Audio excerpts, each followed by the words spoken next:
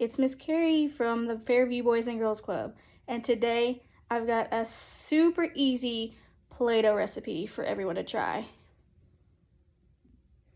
So for this recipe, you are going to need 1 cup of flour, 1 cup of salt, 2 tablespoons of cream of tartar, 1 tablespoon of oil. This can be vegetable oil, olive oil, anything you kind of have around your house. You also need 1 cup of hot water. Do not use the stove unless a parent is doing this for you. What I did was just heated up my water in the microwave. Be very careful when you take this out so you do not burn yourself. And then finally, we're going to need some food coloring.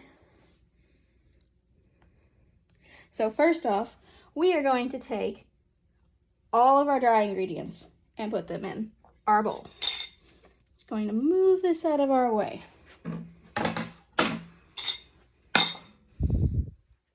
So we need our 1 cup of flour.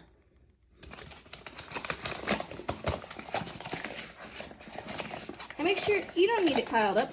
Make sure it's kind of even with the top of your cup. That's going to be plenty. Dump that right in there. Next, we are going to need our salt. For this recipe, you need 1/2 cup of salt. I did not have a 1/2 cup measuring cup, so I am using a 1/4 measuring cup. Now, all my friends who know about fractions, 1/4 plus 1/4 is 2/4, which is the same as 1/2. So I can use 2 of these instead of a 1/2 measuring cup. So I'm just gonna pour that in there.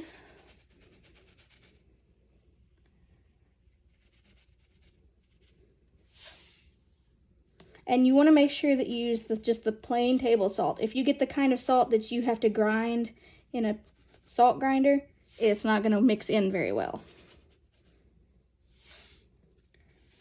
So now we've got our 1/2 cup of salt. Put that out of our way.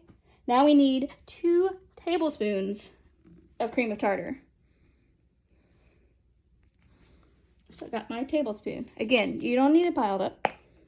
Make it even with the top.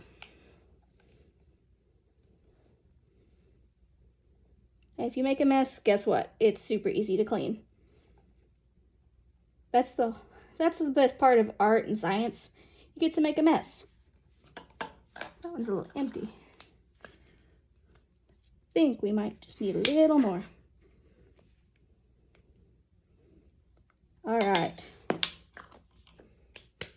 Next, we are going to add our vegetable oil to this mix.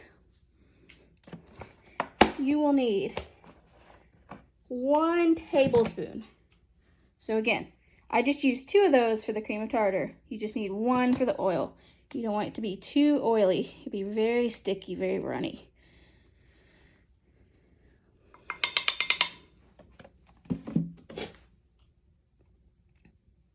So now we need our 1 cup of water.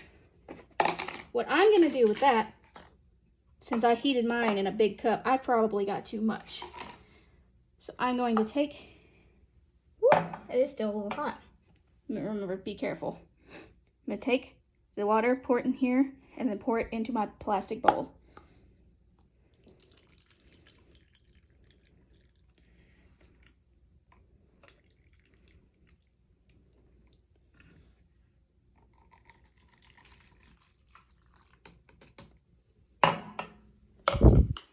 Next, I'm going to take my food coloring. I've just got the plain box you can get anywhere. Mix it up. Figure out how you can mix your colors. What happens if you mix red and blue? What happens if you mix blue and green? Experiment with your colors. It's yours. Make it yours.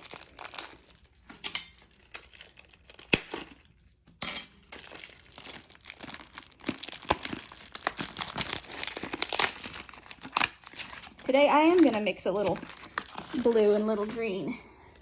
And you're just gonna put that directly into your water. And I'm just gonna use a little bit of blue. Just a drop or so. Maybe 2 drops. I like a little more blue. And then I'm gonna take just a drop of green and mix that in there. And we're gonna stir that up.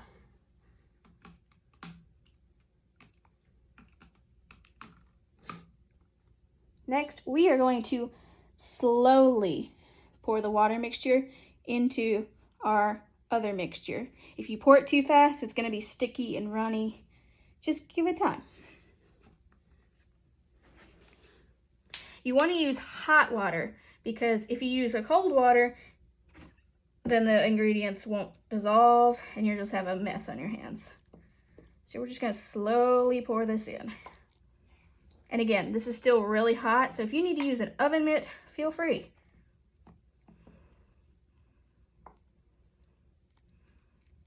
See how I'm just slowly mixing this together.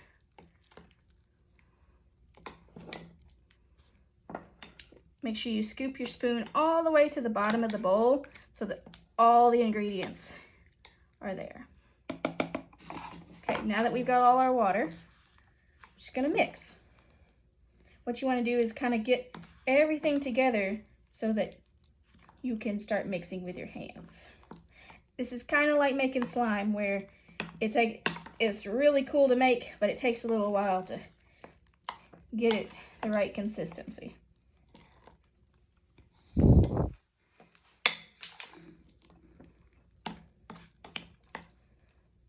And this is definitely something you can do at home or wherever. You just want to make sure that you are careful not to burn yourself on the hot water.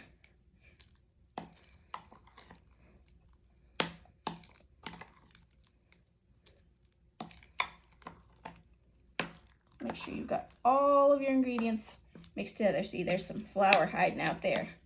You want everything mixed together. And if it looks like it's not gonna quite work out, you can always add a sprinkle more of your dry ingredients, but you don't want to overdo it. Okay, it's about getting where we need to. Right now, it's kind of the consistency of slime. And if it's still not getting not sticky, then you can just leave it out to dry for a little while. So we're just gonna kind of start mixing it with our hands. If you think it's still a little too hot, don't touch it yet. Right now it is kind of the consistency of slime when you first start working with it. And it'll probably be easier to mix once it's cooled down. And even if yours doesn't set, you still had a blast. We're all scientists here. That's what I always tell my Fairview Boys and Girls Club kids. We're all scientists. We're all here to learn. We're all here to make mistakes. And we're all here to have fun. And if you still can't get this to dry and do what you need it to, you can always lay it out on a flat pan or a piece of foil or paper plate or something for a little while. Just let it air dry. So you're just gonna kind of play with it.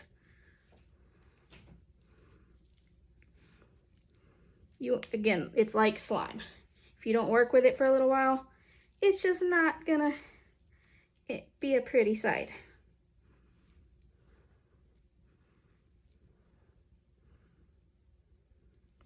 I think I might actually add in just a little more, just a pinch more flour.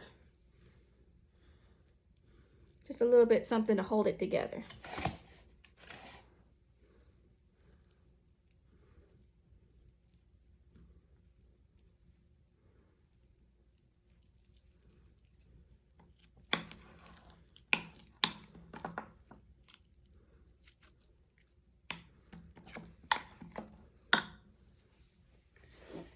All right. I